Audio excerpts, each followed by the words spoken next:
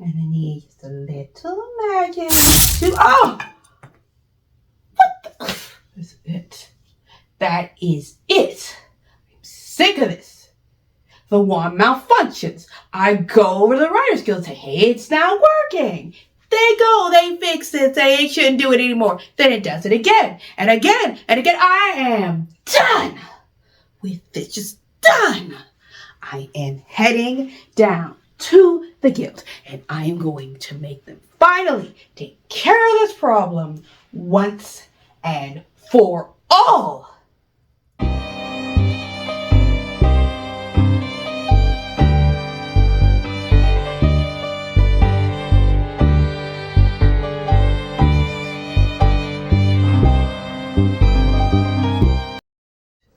Hours just waiting in line up. Why is this moving so slow? Barely anybody turned. Oh, hello, my lovelies. I am Madam Crystal Butterfly, and I'm stuck here at the Aries Writers Guild complaint office because my wand is malfunctioning again. I'm not going to get into the whole spill. You guys have seen it malfunction before. You don't need the story, but my goodness.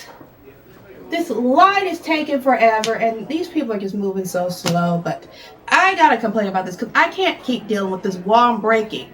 I mean, it's one of the reasons why I joined this particular Writers Guild. Writers get magic wand, which, helps the writing experience because you get to traverse to magical worlds and stuff. But anyway, I'm not gonna get in all the nitty gritty. I'm stuck here all day, and I'm getting really frustrated because I thought it would be a quick in and out, but anyway, my lovelies, well, since it looks like this is going to take a while, why don't I tell you about a story I read recently called Too Much and Never Enough by Mary Trump.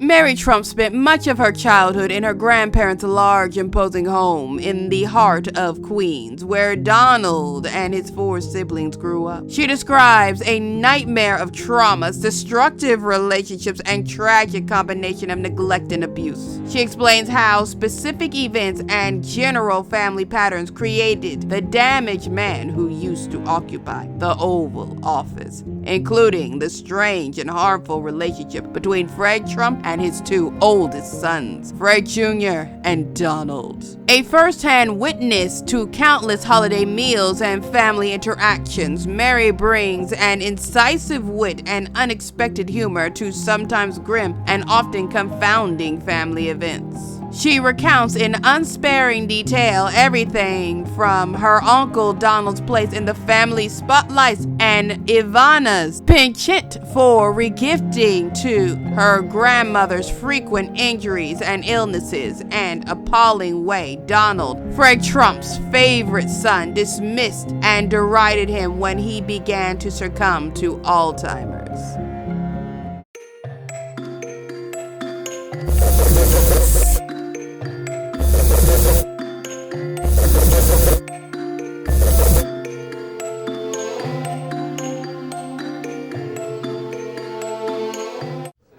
You know what, my lovelies? I've realized something that Aries Writers Guild and the Trump real estate business really have in common. They're able to make things look fabulous and sound really good, and everything's pretty on the outside, but once you sign the dotted line and you're involved with it, it's not so nice. What do I mean by this? Let me tell you a little bit about how Fred Trump Sr. ran the Trump family real estate business and how it affected the next generation. The Trump empire has always been mostly wrapped in real estate. This business was started by Mary Trump's great-grandmother and later taken over by Mary's grandfather, Fred Trump.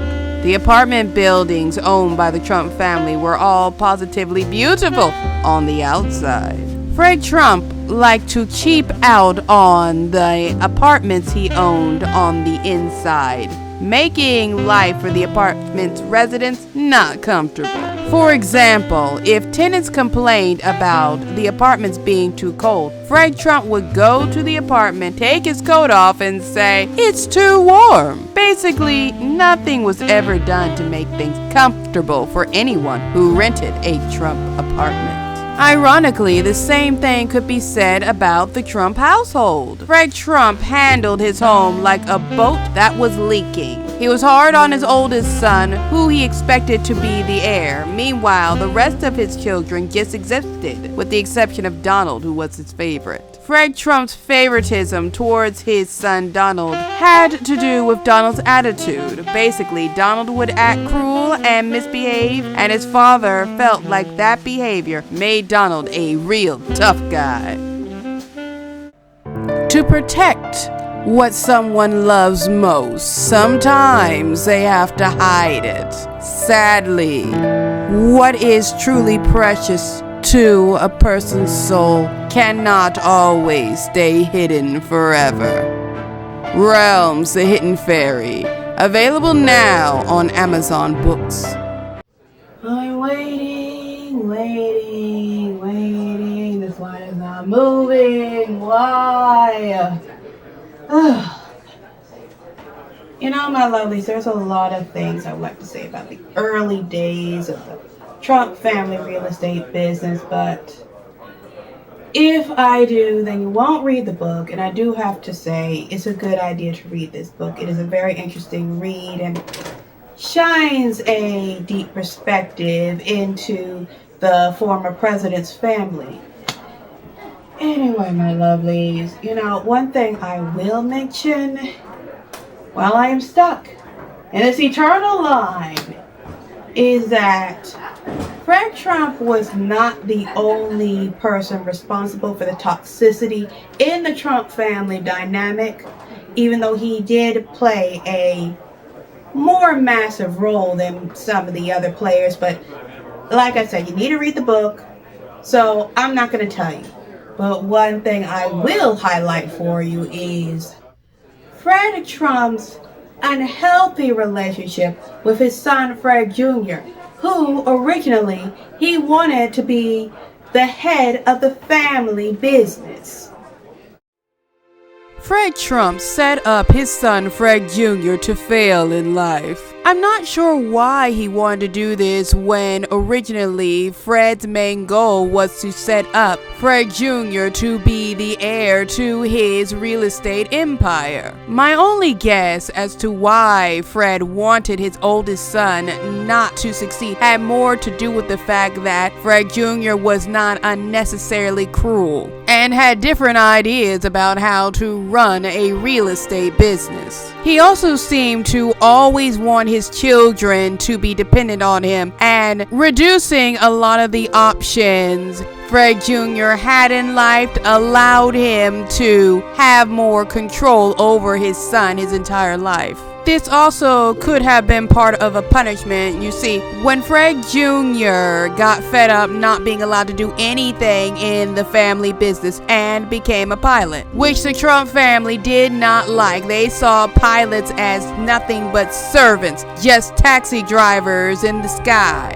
And it probably made his father angry that his oldest son would dare to do something outside of what he wanted him to do. And later, even when Fred Jr. returned to the family business and attempted to work with his father wouldn't let him have any responsibilities and would constantly compare him to Donald, despite Donald constantly messing up in the business, but I will get to that later in the review. Fred Jr. sadly gave in to his family's criticism, leading him to have a severe alcoholism problem that destroyed his career as a pilot, and flying in the sky was something that meant a lot to him. Even worse, where Fred was criticized for trying to do something himself, Donald always received praise, no matter how badly he messed up, and he messed up pretty badly.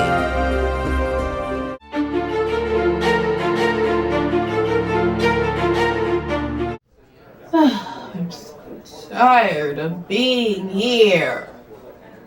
Speaking of tired, I bet some of you are wondering I'm saying Donald kept messing up. So, why did Fred Trump just keep letting him have his way? Why didn't he pull him aside and say, Donald, you're messing up. I'm going to sit you down and train you in this. Or maybe you should look at doing something else. As Fred Trump's favorite child, Donald was pretty much given a golden ticket to do whatever he wanted, whether it worked out or not. And most of the time, it did not work out. For example, when Donald acquired the Trump Taj Mahal in Atlantic City, he used junk bonds to fund the project. Now, I'm not going to get into deep detail. If you would like to know more, then I suggest you read this book. But because he funded the project with junk bonds, it led to it incurring more debt than the casino could pay off, and eventually he was forced to file for bankruptcy and also ended up losing the casino. This was just one of many failed business ventures Donald had. And every time he failed, his father, Fred Trump, would swoop in with money trying to cover up for Donald as best he could. And because Fred was always covering up for his son, Donald never really learned any lessons from any of his failed ventures.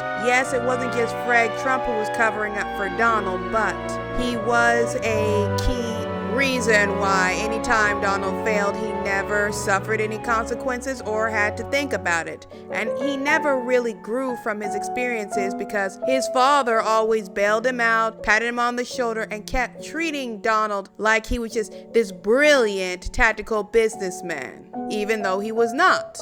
After reading this book, personally, I feel that Fred Trump felt the need to look at Donald like he was this brilliant businessman, even though I believe personally he even knew his son was not, because Donald acted more like his father than his oldest son, Fred Jr. And Donald did have the talent for making the world see him as this brilliant person who hung out with celebrities, and he was viewed as an upper echelon person by many. And I think Fred Trump also liked that because Donald was introducing him to celebrities and getting little minor cameos in movies. And I think Fred Trump enjoyed a lot of that limelight, even though Donald was costing him a lot of the monies.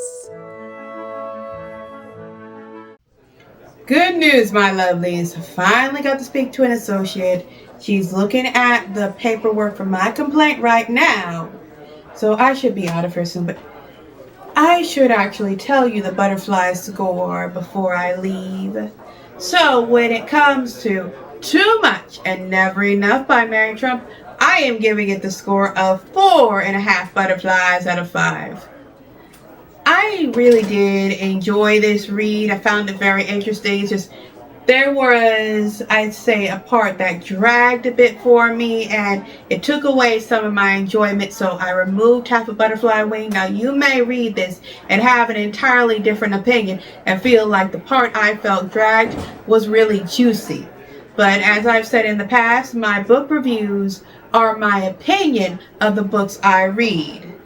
You may not share that same opinion, but at the same time, I'm going to say you are definitely going to want to read this book. It is very interesting, especially from a psychological standpoint. Now, my lovelies, if you enjoy this video, please give it a like. Leave me a little comment. And if you have not yet, slap that subscribe button like it owes you money. And don't forget to give that little notification bell a ring. And with that, this video is a wrap. Now, my lovelies, I will be out of here soon. This is the wrong form. Wrong paper. What do you mean this is the wrong paper? This is the form you told me I need. Never mind. Just tell me the correct form. Looks like I'm going to be here a lot longer than I originally thought, my lovelies. And even though I'm just going to be stuck for a while figuring out this whole wand situation now, I hope you all have a lovely day.